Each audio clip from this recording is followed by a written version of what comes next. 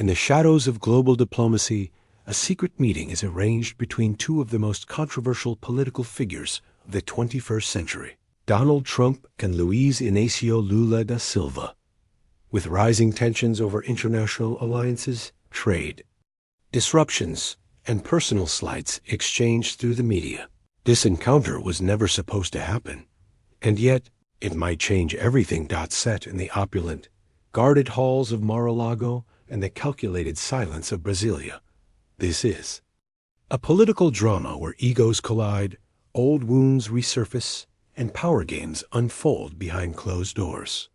As both leaders try to assert dominance, they uncover more than just policy differences. They reveal the fragile line between diplomacy and disaster. What happens in this room could shift the balance of two nations. If it doesn't explode. First. It was late evening in Brasilia when the encrypted message arrived at the Palácio do Planalto.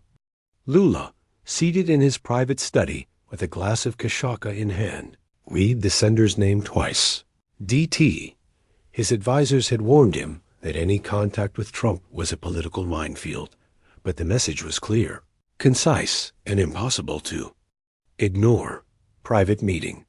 Palm Beach. Urgent. Your interests are at stake. The next morning, Lula canceled 2 public appearances, citing fatigue. In truth, a discreet Brazilian Air Force jet had already been prepared. The secrecy around the trip was absolute. Not even key members of his cabinet knew the real destination. On the other side of the globe, Trump was preparing too, but his reasons were different. For him, this wasn't about diplomacy. It was personal. Trump, temporarily exiled from formal power but still influential, had grown irritated with Brazil's recent alignment with European environmental blocs. He saw Lula not just as a leftist figurehead, but as someone threatening his shadow ambitions for a comeback.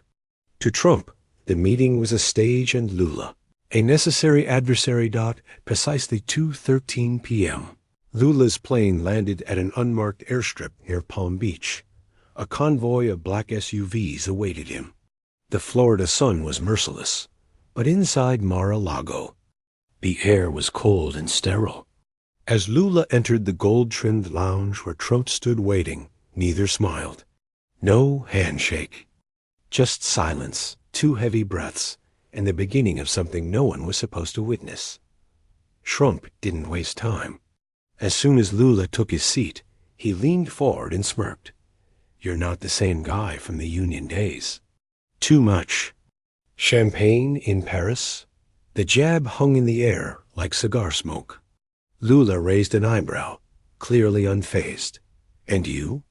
Still trying to run the world from a golf cart? His tone was calm, but his eyes didn't blink. An aide approached with a silver tray of drinks, but both men ignored it. The room was silent except for the soft hum of the AC and distant voices from a hallway. Trump tapped the table with his ring. Let's talk real. China's in your pocket. You think we don't see it? Lula chuckled. You're worried about China now? Where was that concern when you were inviting them to build your towers? Trump's face stiffened. For a brief moment, the bravado cracked. But instead of shouting, he smiled, a slow, cold grin. I didn't bring you here to talk about my business. I brought you here because your environmental games are screwing up deals that matter. Big deals. Lula crossed his legs. So that's what this is about? Money? I thought you wanted to talk like leaders. I should have stayed. In Brasilia, Trump leaned back, eyes narrowing. Then leave. But know this. If you keep playing the saint of the Amazon while letting Chinese firms grab everything, don't be surprised when friends stop calling. Lula paused, then nodded slowly. Better no calls than fake allies. The tension deepened. Neither man was backing down. And somewhere outside the room, phones were ringing, advisors preparing for consequences neither leader could yet predict. As their conversation dragged on, neither man noticed the discreet blinking light tucked behind a floral arrangement. A recording device, planted not by Trump nor Lula, but by an unknown third party, silently captured every word. In the hallway, a junior staffer checked her phone nervously. Someone was listening, but who? Inside, Trump and Lula's verbal. Chess continued. Your speeches about sovereignty ring hollow when half your forest is up for auction, Trump said. Lula leaned in, almost whispering.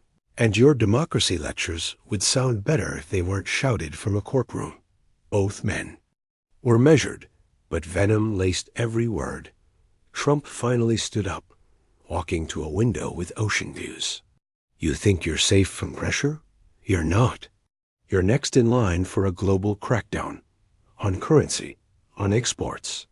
You cozy up to Europe and BRICS like they're your saviors. They're not. Lula remained seated. And you think isolation will save America? You're not president anymore, Donald. You don't give orders, not even here. For a second, Trump turned back, almost laughing. You still think titles matter. This world listens to who shouts louder, not who writes the better speech. The door opened suddenly. A man in a dark suit whispered something in Trump's ear. His expression changed. Something was happening, outside the room or far beyond. Hours later, in a newsroom in Snow Hollow, a confidential email pinged on a reporter's screen. No sender, just a subject. You'll want to hear this. Attached, a 2-minute audio file. Within seconds, the voice of Donald Trump echoed. To the headphones, mocking Lula, accusing Brazil of sabotage. The reporter froze. This wasn't a press leak. It was a bomb. With one click, the file was downloaded, secured, and sent to a private editor. They both knew the risks. Verifying a file like this could take hours, and the window to publish before it got buried or denied was slim. Meanwhile, in Florida, Lula's advisors were already panicking. Mr. President, we have a situation, one aide whispered as Lula stepped outside for air. Audio from inside Mar-a-Lago may have leaked. Lula's face darkened. What audio? The aide hesitated. Possibly the part where Trump accuses Brazil of being a puppet state. Lula looked back at the resort, jaw clenched. We're supposed to be alone in that room. Trump, informed minutes later, exploded. Someone's playing games. Find out who. He smashed a phone on the table and demanded total lockdown. But the damage was already done. Newsrooms buzzed. Hashtags trended. The world was about to know what happened in that golden room got in Brasilia. The presidential palace was lit up past midnight. Lula's media team scrambled to respond. The leaked clip was spreading like wildfire, from CNN Brazil to Telegram. Channels from political podcasts to WhatsApp groups in rural towns. And the tone was clear. Brazil was being mocked. Lula appeared on live TV just after 1 a.m. local time. He didn't deny the meeting, but neither did he confirm the leaks. Authenticity. I've always believed in dialogue, even with those who disagree with me. That doesn't mean I accept disrespect, he said. The speech was calm, but his expression betrayed deep anger. Across Brazil, the public response split. Some viewed Lula's actions as strategic, a leader brave enough to face even adversaries like Trump. Others saw it as weakness. We don't need secret meetings with fascists, one headline read. The political temperature was rising, and elections weren't far off. Trump, meanwhile, remained silent, unusually so. His legal team was in overdrive, preparing statements, while his social media team debated whether to spin or stall. But something else worried Trump more. If 2 minutes of audio leaked, what else did they have? The fallout crossed borders quickly. Macron called Lula privately, offering support against foreign intimidation. Meanwhile, Bolsonaro made a rare appearance, mocking Lula's secret diplomacy and claiming he would have never gone to beg in Florida. Trump, for his part, reached out to media allies. Fox News aired a special titled, Trump versus the socialist. What really happened in Palm Beach? The piece painted Lula as desperate and outmatched. This is a man trying to control his narrative after getting schooled by a real leader. One commentator said, but not everyone in the U.S. backed Trump. Former State Department officials raised alarms about protocol breaches, especially with talks happening off-record in a private club. This isn't how diplomacy is done. It's how wars start. One tweeted. In Latin America, other leaders watched silently, some intrigued, others nervous. The idea that two egos could meet in secret and nearly spark a global incident terrified more than a few foreign ministers. The world wasn't just reacting to what was said. They were reacting to what might come next. 3 days later, another file surfaced, this time from a source in Brasilia. Unlike the Trump audio, this clip featured Lula, calm, deliberate, and in Portuguese. He explained his strategy to use the meeting to test Trump's limits and expose his agenda. The timing was deliberate. The leak framed Lula not as desperate, but as calculated. Brazilian allies jumped on it, praising his political skill. A masterclass in statecraft, one senator tweeted. Meanwhile, Trump's camp fumed. He baited us, a senior advisor whispered. He never came for peace. He came to provoke. Trump fired back on Truth Social. Lula is a liar, dishonest, weak, totally compromised by China and radical. Globalists. The post gained millions of views within hours.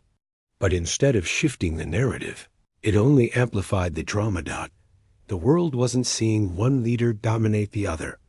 It was watching two powers unravel, each exposing the other's flaws in real time. And both were running out of moves. Back in Brazil, the opposition party demanded a congressional inquiry. We need to know what the president discussed without official oversight, one deputy said. Protests began forming in major cities. Some pro-Lula, others fiercely against. The streets were loud again. In the U.S., Trump's legal troubles worsened. A subpoena was issued for records of the meeting, under suspicion that classified economic information had been shared without clearance. The former president dismissed it as witch hunt number 38. Lula returned to the Palacio do Planalto, under heavy security. His team was split, some urging him to bury the scandal, others wanting to escalate and shift blame back to Trump. If we survive this, his chief of staff muttered, we rewrite history. If not, we lose it all. But Lula, tired and staring at a wall of screens, said only, we need to show them the truth, or what they believe is truth. For both men, narrative had become ammunition, and the war for public opinion was just heating up. At a G20 pre-summit dinner in Rome, Lula found himself seated unexpectedly beside Joe Biden. The American president, visibly weary, leaned in with a dry smile. He didn't tell us about that meeting, Biden said. Lula raised his glass slowly. I didn't think he would. The conversation was quiet, diplomatic, but behind Biden's words was concern. These kinds of moves, they're dangerous. The world's too fragile for surprises right now. Lula nodded, replying softly, sometimes the surprise is the only way to get the truth out. Meanwhile, Trump's team panicked. The Biden-Lula photo went viral. Two world leaders laughing over wine. The caption reading, not everyone needs gold walls to talk. The contrast stung. Trump's silence was now being interpreted as weakness or guilt. Back in Brazil, Lula's approval ratings stabilized. Some saw him as reckless, but others admired his boldness. He faced the devil in his house and came. Back breathing fire, said a popular pundit. But everyone knew the next move could tip everything. Under pressure, Trump agreed to a televised interview. Seated in front of American flags, he denied every claim. I didn't insult anyone. The media twisted everything. Lula? He begged for that meeting. The interview was combative, strategic, and calculated to rally his base. Simultaneously, Lula addressed the Brazilian Congress. "I met a man who no longer leads a country, but wants to control narratives. I won't be part of his show," he declared. The room erupted. Some clapped, others jeered. It was clear this wasn't just about foreign affairs anymore. It was personal. In the following days, cyber attacks targeted government websites. In both countries, anonymous groups claimed responsibility. The digital world had taken sides, and real-world diplomacy was suffering. An emergency OAS session was called, but both sides refused to back down.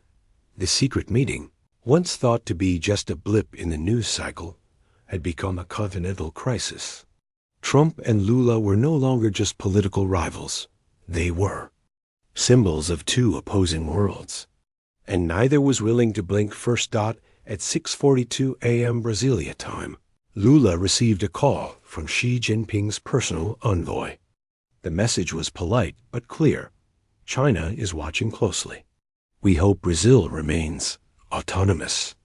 It wasn't a threat, but it felt like one.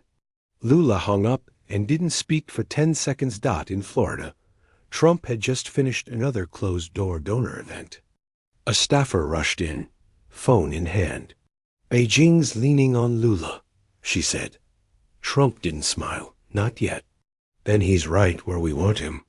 Trump saw opportunity not in peace, but in pushing Lula further into the spotlight and letting him burn. But Lula wasn't breaking. In a private meeting with his defense counsel, he laid out a plan. Transparency. "Let's release the full transcript," he said. His advisors were stunned. "The entire thing?" one asked. "Yes," Lula replied. "Every minute. Let them hear who we really are." By noon, news of Lula's plan reached Washington. And Trump's camp? Panic. The unfiltered truth, especially if presented first, could destroy any spin Trump was crafting. Now, it wasn't just about words. It was about timing. And Brazil had just taken the lead. On a quiet Wednesday afternoon, the Brazilian government's official YouTube channel went live. No intro music, no edit, just subtitles and raw audio. The full 2-hour conversation between Lula and Trump. Uncut, unapologetic, unforgiving. The transcript revealed more than jabs and insults. It exposed Trump's attempts to influence South American energy policies. It showed Lula pressing Trump on international misinformation. The world listened, analysts scrambled, and political camps hardened. The press had a field day. American. Outlets highlighted Trump's erratic tone and unfiltered ego. Brazilian media praised Lula's restraint and sharp retorts. But the most viral clip wasn't an insult. It was a moment of silence. 1 minute, near the end, where both men paused. Exhausted. In that moment, two giants had looked at each. Other wordless, not out of peace, but because neither knew what else to say. The silence said more than 1,000 statements. And for many, it humanized the conflict and made it even more terrifying. Trump, cornered by headlines and international ridicule, took the nuclear route. Lawsuits. His legal team filed complaints in Florida and The Hague, accusing Brazil of unauthorized surveillance and state-level defamation. It was aggressive and confusing to many legal experts. He also doubled down on media. A primetime interview aired on Newsmax, where Trump claimed the transcript was doctored by globalist editors.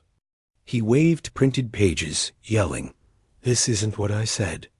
This is what they want you to think I said." His base roared. In Brazil, Lula responded with calm. "We shared what happened, with no edits. The rest is noise," he said at a press conference. His voice was steady, but behind closed doors, security was tightened. Threats had begun to pour in, some from Brazilian extremists, others from abroad. Both leaders had gone too far to retreat. The stage wasn't political anymore. It was personal, digital, and global. And while institutions struggled to keep up, the people, online, in streets, and in silence, had begun choosing their truths. Within the White House, Biden's team debated whether to comment officially. If we stay silent, we look weak. If we side with Lula, we provoke the base, one advisor said. Biden, looking out the window, replied, "We side with facts, or we lose everything." The State Department released a careful statement urging all leaders to engage in productive diplomacy and avoid inflammatory rhetoric. It didn't name Trump, but it didn't need to. The message was received and ignored. In Brazil, opposition senators launched a motion to formally censure Lula for unauthorized foreign engagement. The president defended himself in Congress. "I met with a man the world listens to, not to agree, but to confront. That's leadership." Applause followed, mixed with boos. Public support for Lula surged among the youth, but older demographics remained divided. He had become a symbol of courage for some, recklessness for others. And Trump, whether loved or hated, was now part of Brazil's national debate, a foreign figure stirring domestic chaos. Out of nowhere, a second video leaked. This time, it was security footage from Mar-a-Lago, silent, black and white. It showed Lula and Trump in the hallway after the meeting. Trump was visibly shouting. Lula remained still, arms crossed, then simply walked away. The clip went viral within minutes. No audio was needed. The body language told the story. Power, humiliation, rage. Commentators framed it as the moment Trump lost control. Memes flooded the internet. One headline read, "Trump shouted. Lula walked." In response, Trump tweeted a photo of him golfing. No caption. A deflection, but it didn't work. Even some of his donors began questioning his strategy. "He looks like a man chasing ghosts," one GOP insider told Politico. Lula remained quiet. When asked by a journalist if he would respond to the video, he smiled faintly. The cameras said enough. The Brazilian public, watching all of this unfold, began to sense that this was no longer a story. It was history in the making. Markets reacted. The Brazilian real strengthened slightly, boosted by international confidence in Lula's composure. Meanwhile, U.S. stock futures dipped after renewed scrutiny on Trump's international dealings. CEOs began quietly backing away. At the UN General Assembly, Lula arrived to thunderous applause. In his speech, he never mentioned Trump by name, but every sentence dripped with implication. Democracy is not measured by the size of one's bank account or the height of one's walls, but by the courage to speak the truth, even when it's inconvenient. Backstage, diplomats shook his hand. Journalists whispered. He just stole the global spotlight. In contrast, Trump announced a digital town hall streamed from his private club. Attendance was low. Comments were disabled. For the first time in years, Trump wasn't commanding the narrative. He was reacting to it. And that, for a man built on control, was unbearable. A week later, something shifted. Trump, facing mounting pressure, released his own version of the transcript, edited, highlighted, narrated by AI. It was widely mocked. Even some of his staunchest defenders admitted it felt desperate. Lula, meanwhile, gave a rare sit-down interview to Le Monde. He spoke of global cooperation, generational change, and the dangers of nostalgia. "When we cling to the past, we forget the people who need us now," he said. The quote went viral. Back in the U.S., Trump's legal troubles escalated. A whistleblower within his team leaked emails suggesting that Trump had planned the meeting as a media trap, not diplomacy. Lawsuits piled up. Donors hesitated. The story was shifting from confrontation to consequence. What began as ego now threatened to become downfall. and both nations were watching every step.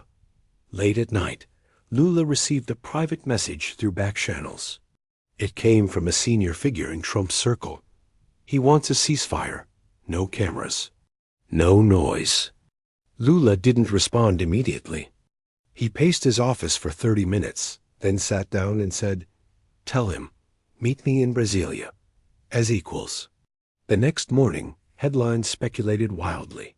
No confirmation, no denial, just silence, and in international politics, silence. Is never neutral. In Florida, Trump didn't reply directly. But his tone changed. He began speaking less about Lula, more about moving forward. It was subtle, but unmistakable. A retreat, disguised as strategy. Diplomats from both sides began drafting a formal communiqué. No more leaks. No more games, mutual respect. But the scars left by the first meeting would take years to fade. 2 weeks later, Lula and Trump met again, this time in Brasilia with cameras, translators, and a neutral moderator. The tone was cold but civil. Trump wore a navy suit, Lula his signature dark gray. No hugs, just words. They spoke of trade, technology, global health. But beneath it all was tension, old wounds still bleeding. At one point, Lula said, "We are different men, but the world is tired of men who fight for themselves, not their people." Trump didn't respond. The meeting ended with a joint statement, vague but optimistic. "We reaffirm the importance of dialogue, even in disagreement." It wasn't peace, but it wasn't war either. It was something in between. As Lula exited, a journalist shouted, "Do you trust him now?" Lula paused, then smiled slightly. "I trust the world to decide who's worth listening to." Months passed. The news cycle moved on. Elections, scandals, disasters, the usual tide. But the footage, the transcripts, the headlines, they stayed online. They became case studies, memes, documentaries. In classrooms, students debated the power of narrative. In parliaments, lawmakers referenced the Palm Beach incident as a warning about unchecked ego. And in quiet homes, people watched the clips again, still unsure what to believe. Trump returned to the campaign trail, changed but not humbled. Lula focused on climate policy and regional diplomacy, scars visible only in his tired eyes. They had faced each other, bled, and survived, but neither walked away clean. In the end, it wasn't about who won. It was about what the world saw. Two giants locked in a room, neither willing to bend, and a reminder that in politics, truth is a battlefield. And sometimes, everyone bleeds. 6 months after the second meeting in Brasilia, a major streaming platform released a documentary titled "Two Men, One Room." It chronicled the entire saga, from the first leaked audio to the global fallout. The production was sharp, cinematic, and relentless. Trump's team tried to block its release, but failed. The documentary presented both leaders with equal scrutiny, but viewers quickly took sides.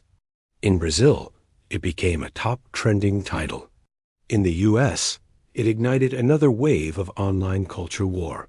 Lula watched it in private with a few trusted aides. When it ended, he simply said, "It won't end here."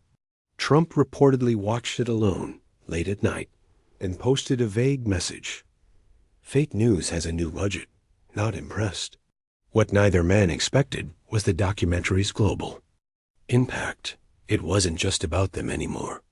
It had become a blueprint for future politicians, for media battles, for how history could be shaped by a single closed-door meeting. Within weeks, both leaders announced book deals. Lula's would be titled "Silence and Fire," focusing on diplomacy and resilience. Trump's was called "I Took the Meeting," and promised truths the media won't touch. The timing wasn't coincidence.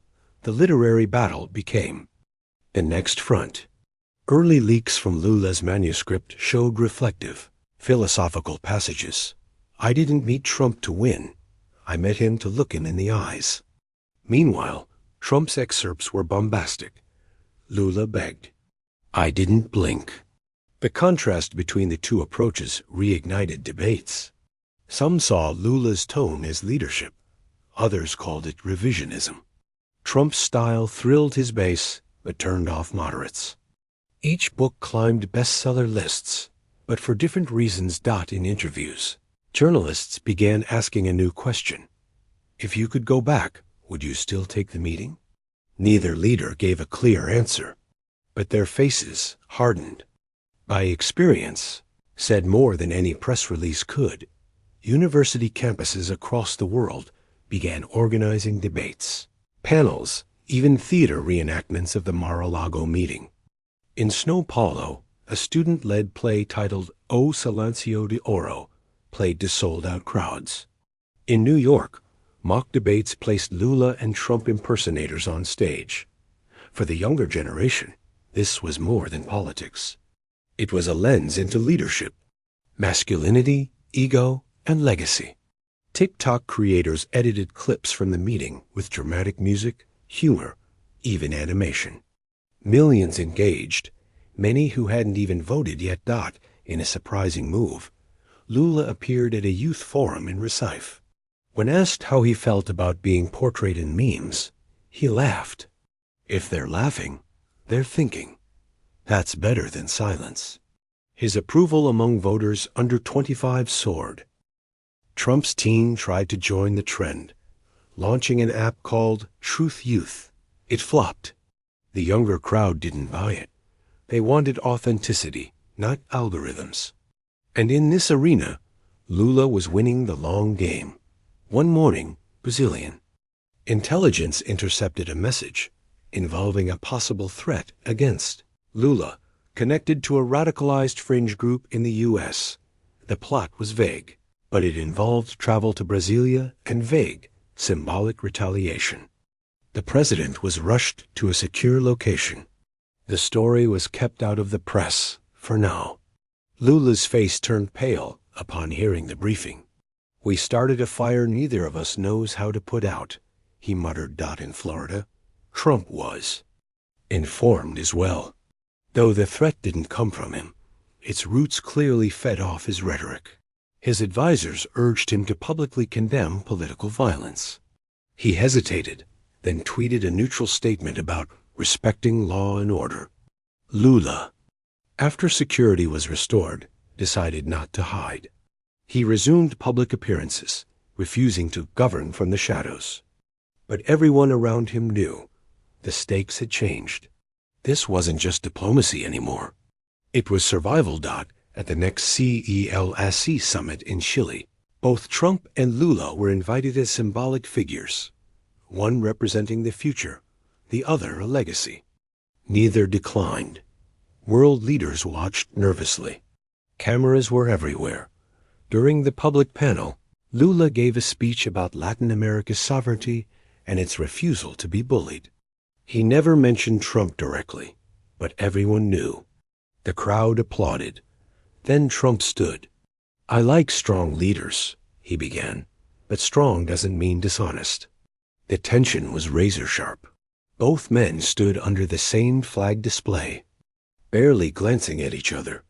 Every sentence was a jab, veiled in diplomacy. Every pause felt choreographed. It was a performance, and the world was watching. Afterwards, in the lobby, they crossed paths. No words, just a nod, brief, cold, and loaded with meaning. Even their silence had become a headline. Weeks later, an unexpected voice entered. The fray, Barack Obama. At a leadership summit in Johannesburg, he referenced the Trump-Lula drama. Sometimes two storms meet, and instead of ending, they create a climate change of their own. He said, the line went viral. Analysts speculated it was a subtle endorsement of Lula's restraint and a critique of Trump's chaos.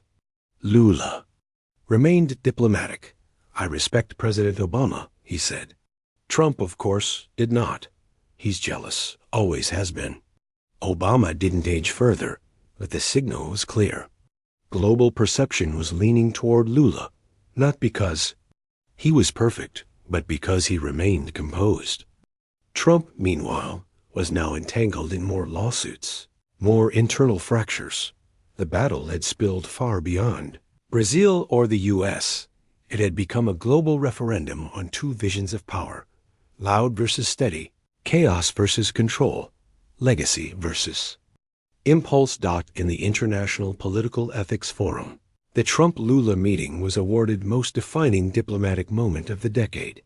The committee's report was scathing: a masterclass in ego, miscommunication, and accidental transparency. Neither leader accepted the award. Lula's office issued a brief acknowledgement. Trump posted, "I don't need trophies from people who never built anything." But behind the scenes, both men understood the story would outlive them. Colleges began teaching the case in political science classes. Think tanks hosted panels dissecting the language, the body language, the fallout. No detail was too small. Amid it all, ordinary citizens began seeing the deeper lesson.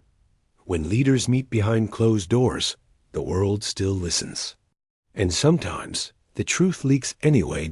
In a rare moment of candor, Lula admitted in an interview, "That meeting aged me, not because of him, but because of what it showed me about us. The world isn't tired of leaders. It's tired of actors." Trump, in a leaked voicemail to an ally, said something similar. "He got under my skin. I thought I'd crush him. But he held the line. Damn him." Both men, in different ways, had changed. Lula became more cautious, more deliberate. Trump grew more reactive, more isolated. Their entourages noticed the toll: the sleepless nights, the shortened tempers, the growing silence. It wasn't about winning anymore. It was about what they had become because of that meeting, and what parts of themselves they had lost to it. The full Mar-a-Lago files, audio, video, security logs were finally declassified after intense international pressure.